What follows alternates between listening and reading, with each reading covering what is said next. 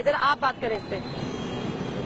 جس سرزمین پر قتل ہوتے رہتے ہیں اور جس سرزمین پر ظالم کا ہاتھ نہیں رکتا، وہ رحم نہیں کھاتا، تاریخ گواہ ہے کہ وہ جغرافیے قتل ہو جاتے ہیں اور پھر وہ جغرافیے قتل ہونے کے بعد مقتولین کو زمین فراہم کرتے ہیں، اور اس کی مثال مشرقی پاکستان ہمارے سامنے موجود ہے۔ لہٰذا کراچی کے معاملے میں، یہ کراچی ایک بہت حساس ایشو ہے، اس کے معاملے میں چاہے آپ اے بی سی بلائیں یا جے آئی ٹی کرائیں، لیکن آپ کو جب تک چند تلخ حقائق کو تسلیم نہیں کریں گے، کراچی کا مسئلہ حل نہیں ہوگا۔ اس میں سر فہرست لوکل پولیسنگ سسٹم ہے۔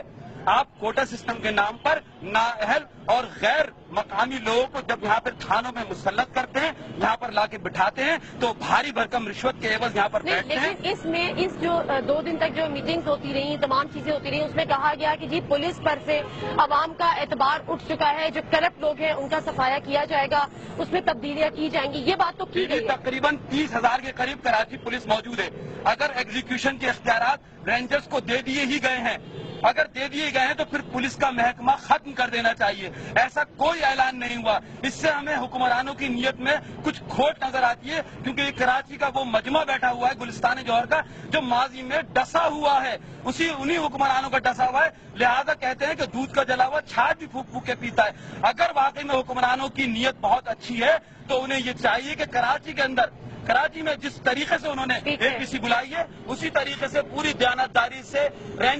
اب رینجرز کو جو اختیارات دیے، رینجرز کے ابھی آج سے 7 دن پہلے ڈی جی رینجرز نے عدالت کے اندر سپریم کورٹ میں کراچی بدامنی میں جو بیان دیا تھا وہ بڑا معنی خیز تھا۔ اس میں ڈی جی رینجرز ہمیں معذرت کے ساتھ، بہت معذرت کے ساتھ ایک فریق بنتے ہوئے نظر آئے جب انہوں نے یہ فرمایا کہ جب رمضان کے مہینے میں یہاں پر مختلف سیاسی جماعتیں فطرہ جمع کر رہی تھی تو وہ کراچی کے حالات پر رونا نہیں رو رہی تھی، اب فطرہ جمانا بند ہو گیا تو کراچی میں ان کو، لیکن اب یہ انہی ڈی جی رینجرز کو آج کراچی میں اختیارات دیے گئے، اور رینجرز کے اختیارات بھی ہم نے دیکھ لیے کراچی میں جس طریقے سے انہوں نے بن قاسم پہ اور کراچی کی مختلف شہریوں پہ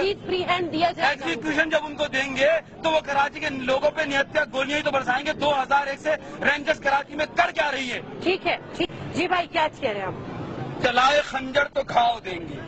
چلائے خنجر تو گھاؤ دیں گے، بنو گے شعلہ الاؤ دیں گے، اور ہمیں ڈبونے کی سوچنا مت، تمہیں بھی کاغذ کی ناؤ دیں گے، قتل ہوئے تو قتل کریں گے، ستم کے بدلے ستم کریں گے، ہم آدمی ہیں تمہارے جیسے، جو تم کرو گے وہ ہم کریں گے۔ ہم نواز شریف صاحب کو یہ باور کرانا چاہتے ہیں کہ ہمیں ان کی سوچ پر کوئی شک نہیں ہے، لیکن ہم یہ بات جاننا چاہتے ہیں کہ جب 22 اکتوبر کے ضمنی الیکشن کی تاریخ آئی، جب سیاسی جماعتوں نے، جب تانگا پارٹیوں نے یہ کہا کہ کراچی میں فوج کی نگرانی میں 3 سیٹوں پر الیکشن ہونے چاہیے، تو سب نے کہا کہ واہ واہ، بہت زبردست بات کی، اور جب کراچی میں جب ایک دن کے لیے 8 گھنٹے کے لیے 3 سیٹوں کے لیے فوج اتر سکتی ہے تو 2 کروڑ 35 لاکھ آبادی کی زندگیوں کا مسئلہ ہے، تاجر برادری کی پوری تجارت کا مسئلہ ہے، پاکستان کے 70% ریونیو کا مسئلہ ہے، تو فوج کو بلانے میں کیا قباحت ہے؟ 22 اگست کو